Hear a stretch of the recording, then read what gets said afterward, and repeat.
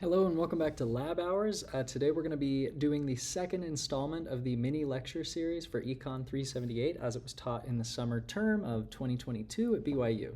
The Tommy Triple for today, given that we're going to be talking about conditional probabilities, is going to deal with Bayes' theorem, independence, and testing for it with conditional probability and event trees. And today we're going to try to keep it nice and quick, because in reality there's not too much material here. It's a lot of the same thing over and over again, and if you were in the lecture, you are going to know that this was not a super tough one to hit. So let's get right into it. The first thing on the Tommy Triple is, of course, the Bayes' theorem equation for conditional probability. And I'm just going to go ahead and give you the math, of course, like we always do. I'm going to give you the math, I'm going to give you the intuition, and then we'll move on and check it off, right? So the math, of course, says the probability of event A happening given event B is equal to the probability of A intersect B over the probability of B. This is the math. This is literally all you need to do, all right? But what does it actually mean? How do you actually use it? So let's talk about that. Notice really quick here, I said given for this line. What that means is that we have already been given our condition. And the condition that we're going to talk about here is that we already know B has happened. So let's bring it back to the little dartboards of intuition that we've been drawing, right? We've got this universal set that we're calling 100% of possible outcomes. And we have this division right here. Let's call this division right here.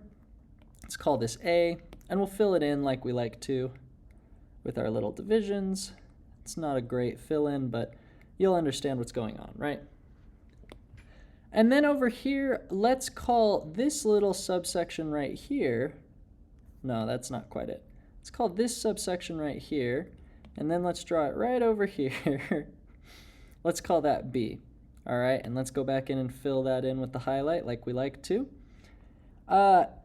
You can see, hopefully, from the way that I've drawn this dartboard, right, that if I were to take a random dart throw, the probability that I hit A in this universal set dartboard is probably about 1/2. That was how I tried to draw it, at least.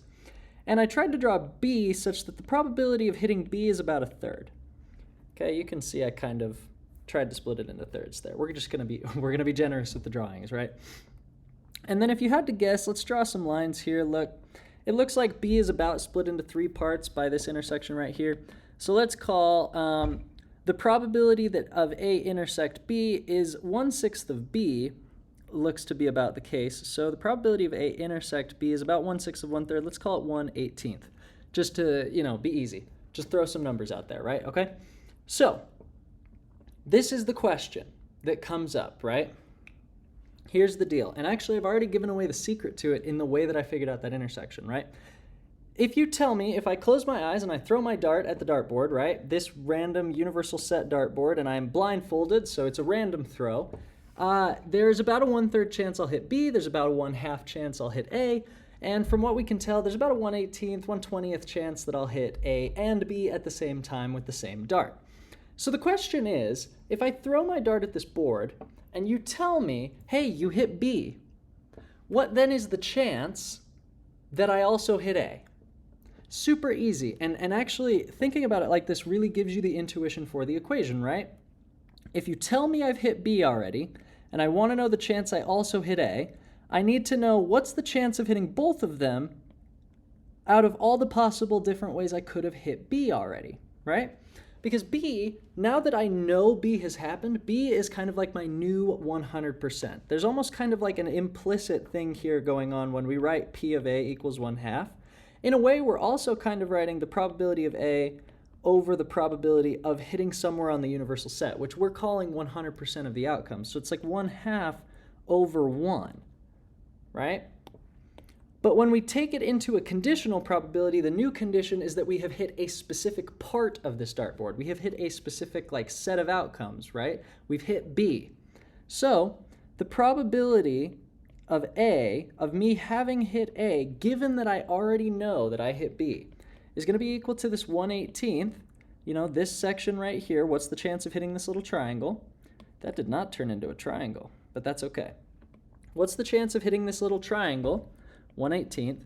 If I already know I'm in the set of the world where I have hit B, which is about 1/3 of the potential universal set outcomes, right? This is that 1/3 right here. So then the question becomes, what fraction is this of this, right? And again, when I said that I kind of gave it away when I was giving you the intuition of how we figured out this little 1/18 right here, that's because 1/18 divided by 1/3 is the same as 1/18 times 3, which is equal to 3 over 18, which is equal to 1 over 6, right? And you'll recall when I was doing this, I was like, it looks like this is about 1/6 of this, right? It's half of a third. That's all you really need to understand for conditional probabilities. Now, of course, I will remind you, and I will in fact leave this for exercise, to quote the math textbooks, if you will. Hopefully, from seeing this equation, if I were to give you this equation, the probability of A given B, or even the probability of B given A, is equal to the probability of B times the probability of A given B over the probability of A, hopefully you would be able to take what you know about this and this and this, plug everything in, and find out that it actually turns into exactly the same thing, but with A on the bottom. Pretty cool stuff, right?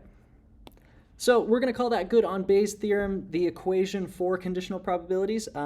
Again, if you want to take the time, figure out how this one interacts, I would highly recommend it, but it's not, fully necessary. Strictly speaking, in the course, we will mostly be relying on this form of the equation that I have put in the box. So let's go check that off of the Bayes' theorem equation from the Tommy triple, and now we're going to move on to independence and testing for it by,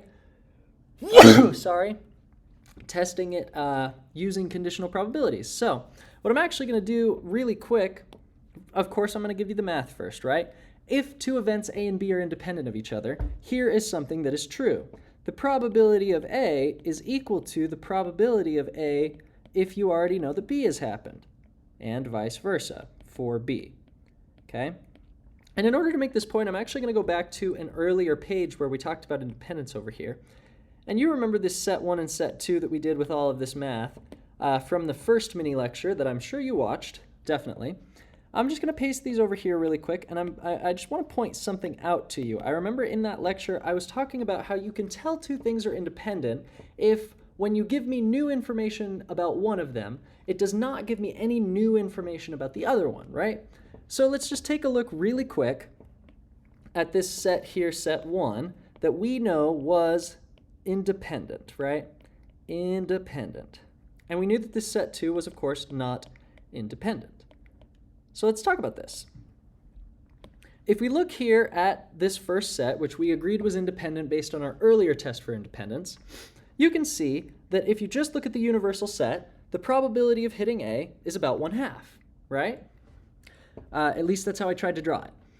But if you tell me, hey, by the way, you've hit B, and I go, okay, does that tell me anything new about whether or not I've hit A?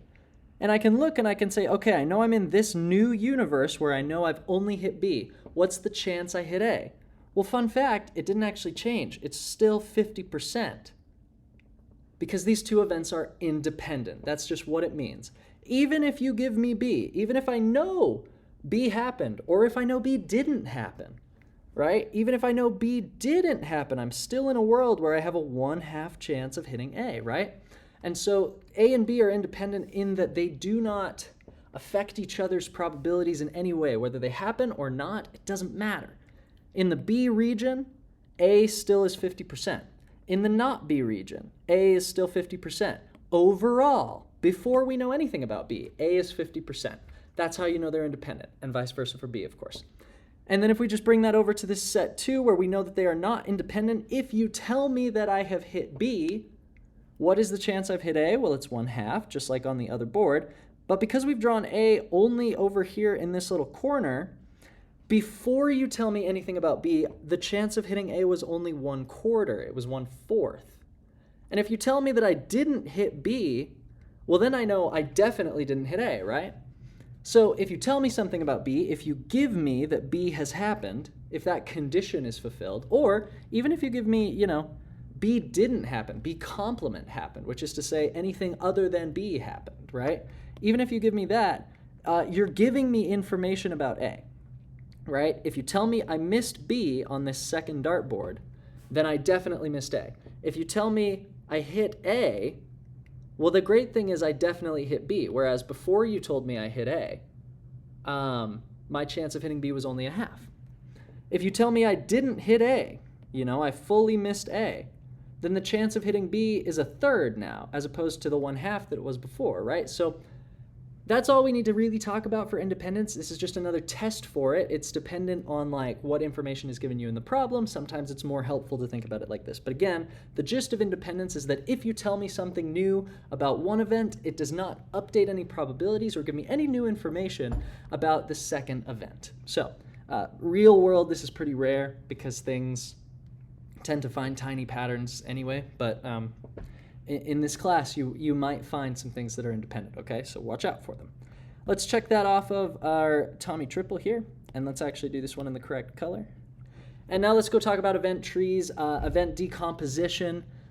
Basically, the idea of an event tree, it has a lot of math behind it, right? We did a lot of probability of A given B times A and all that stuff, but really this one is fully intuition in my opinion. Let's say, for example, that you have a person and you maybe think this person might have a disease, okay? We know, let's think about this, a person can either only have the disease or not have the disease. They can't be in some weird middle limbo state between having the disease and not having the disease. So let's put 2 branches on this tree, okay? Let's say he has the disease. They have the disease. It's not really a very gendered stick figure, if you will. Or they don't have the disease. Let's say that the disease is rare. Let's say that only 5% of the people in the population have the disease at any given time, right? And this person has just walked in the door to your establishment, and you want to think, well, what's the chance they have the disease, right? So 95% of people do not have the disease, okay? So to a person who has the disease and to a person who does not, there's a test for the disease. Let's imagine there's a test for the disease, right? And let's say for a person who does have the disease, this test gives you a positive result 95, actually let's just call it 90% of the time. It's pretty good at catching the disease, but 10% of the time it does give you a false positive. It does not give you a positive, right? When it should, right? For a person who does not have the disease, it's even better at that. Let's say a person who does not have the disease only gets a positive test 5% of the time. But the other 95% of the time, this person who does not have the disease is going to test negative. So then the question is, right? It's pretty easy to follow at this point. If you know the person has the disease, what is the chance that they test positive, right? You already know the probability, and in fact, let me just call this, for ease of notation, plus, minus, okay? You know the probability of a positive test given that you know the person has the disease already, right? That's pretty easy. We've done this in the reports. It's just 90% because for all of these 5% of people, that's our new universe that we're looking at, in this condition where the person has the disease, this 5% of time, 90% of them will get their positive test results. So this one is 90%, right? Or I'll write it as 0.9 because later we're going to do some multiplication and it's a little bit clunky with the percent sign, right? But then the question becomes what is the probability the person actually has the disease if you know they have a positive test result? That one's a little bit different. But let's do this. Let's just do it. We have all the tools that we need to do it. It's going to take 2 steps of intuition and a little bit of math. So the first thing we recognize is that if I have this given, this condition, I can write this using the equation from this page over here. Probability of A given B is equal to the probability of A intersect B over the probability of B. So over here, our condition is that we know they have a positive test. So the probability, in fact, I'm going to put this in red and put it down here so I have a little bit of space. Let me move this around just a titch. So the probability of having the disease, if I know you have a positive test, is equal to the probability in the overall universal set that you both have the disease and have a positive test over the probability that you have a positive test in general out of the universal set, right? So let's break this down first. The easiest part is this one right here, right? The probability of having the disease and having a positive test is, for the 5% of people that have the disease, 90% of them have a positive test, which means 0.05 times 0.9 is equal to what? Let's figure that out. Let me pull out my calculator so that I don't make another math mistake or anything like that. 0.05 times 0.9 is equal to 0.045. 0.045, okay? That is the probability that you take any random person from this population of people with this disease, right? Where they can have the disease, right? Let's say you live on an island or something. You take a random islander who walks into your clinic or something like that, and you say, okay, if I don't know anything, then the chances of them having the disease and a positive test without knowing any conditions is just 4.5%, right? 4.5%. 4.5% of the islanders are going to have the disease and have a positive test. So that's easy. That gives us the first part, 0.045 on the top. But what goes on the bottom? Well, the overall probability that a person on the island has a positive test can come from two places. It can come from the 90% of the 5%, or it can come from the 5% of the 95%. So let's figure that out as well. And this is the real crux of the event decomposition thing, is that the probability of having a positive test is equal to the probability of having the disease and having a positive test plus the probability of not having the disease and having a positive test, right? Because those are the only options. That's just how it breaks down. So we have this part for the probability of D intersect plus. Let's do the probability of D complement intersect plus. Hopefully you can tell that that's 0.95 times 0.05, which is going to be equal to, let's bring this out. I wish I hadn't done it like that. 0.05 times 0.95 is equal to 0.0475. Or that is to say, let's see, that's what, 4.75% of the entire population on the island. 4.75% of the people on the island are going to not have the disease but have a positive test. So we just add those together and we get that the probability of having a positive test is equal to, let's see. I really wish I could do this in my head without worrying about messing up, but what can you do? In a better day, I would do this in my head. Dagnabbit. 0.045. Okay.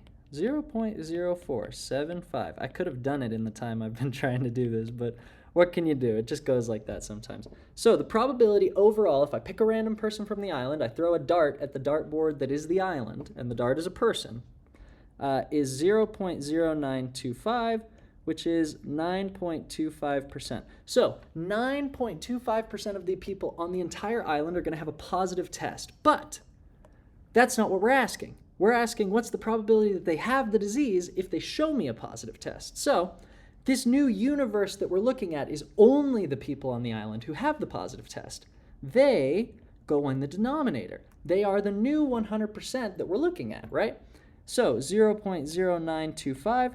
Of those people, I'm only interested in the people who actually have the disease, and what we find out when we plug this into our handy-dandy little calculator, 0.045 over 0.0925, calculate, it's about 48%.